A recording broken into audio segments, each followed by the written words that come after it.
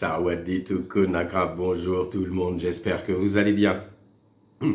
Alors, cette vidéo, je vais vous rapporter ce qui a été décidé par le CCSA dans la réunion qui a eu lieu ce matin. Alors, ils annonçaient plein de choses, je vais vous en donner les résultats.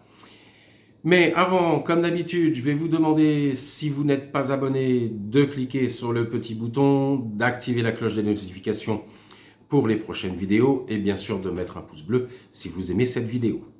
Alors, qu'est-ce que le CCSA a décidé ce matin? Alors, les premières choses sont pour le mois prochain et Songkran qui arrive au milieu du mois prochain.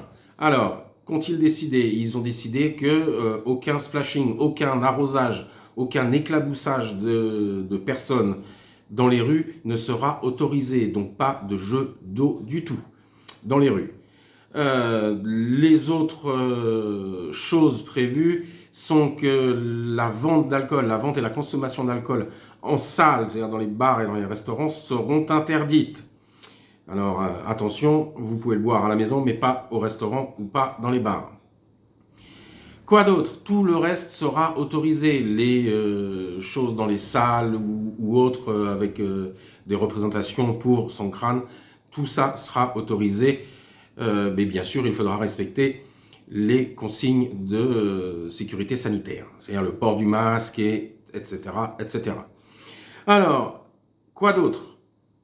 Ils avaient annoncé plein de choses. Peut-être la fin du port du masque dans les parcs publics, peut-être la fin du premier test PCR à l'arrivée remplacé par un ATK, par un autotest. Ils avaient dit aussi, on avait lu dans les journaux qu'ils avaient proposé la fin du PCR avant de partir. Et puis la fin du test and go qui a été demandé par beaucoup de gens. Alors qu'est-ce qu'ils ont décidé? En fin de compte, ils n'ont décidé que deux petites choses. C'est le test PCR avant de partir et n'est plus maintenant requis. Alors, il n'y a que ça. Tout le reste inchangé au niveau du test and go. Moi, je vous conseillerais quand même de faire un autotest avant de partir. Si vous faites un autotest et vous êtes positif, au moins vous savez que vous pouvez décaler. Ça évite qu'en arrivant avec un PCR, vous restiez isolé dans une chambre d'hôtel ou dans un hôpital pour 10 jours. Voilà. Donc, tout ce qui était pour le test and go reste à l'arrivée, PCR. Vous attendez votre résultat en chambre.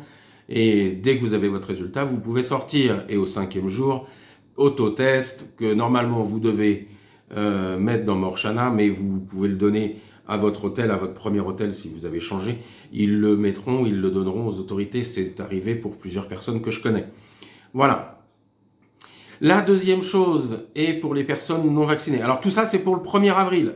Effectif au 1er avril pour les personnes qui arrivent le 1er avril. La deuxième chose pour les personnes non vaccinées. Eh ben, la quarantaine qui était passée de 10 à 7 jours passe maintenant à 5 jours. Alors, vous aurez toujours, comme le test and go, le test, mais vous restez 5 jours en chambre. Voilà, ce sont les deux choses qui ont changé. Alors, pour tout changer, pour tout simplifier, ils attendent vraiment que le nombre de cas baisse, mais avant, il faut qu'on atteigne le plateau. Ils attendent le plateau pour fin avril, début mai, mi-avril, début mai. Ils attendent que le nombre de cas soit à son maximum et que ce soit un plateau et commence à redescendre. Après, à ce moment-là, ils autoriseraient peut-être un ATK test à l'arrivée. Pour juin, juillet, ils pensent à arrêter le test and go si vraiment il y a une descente des cas et que c'est vraiment effectif. Voilà. Donc l'assurance reste toujours à 20 000 $ de couverture, dont le Covid. Et moi, je vous conseille bien sûr de prendre l'option cas asymptomatique dans votre assurance.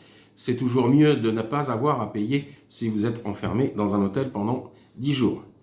Voilà, cette vidéo est maintenant terminée et je vais vous dire au revoir. Prenez soin de vous. Bye bye.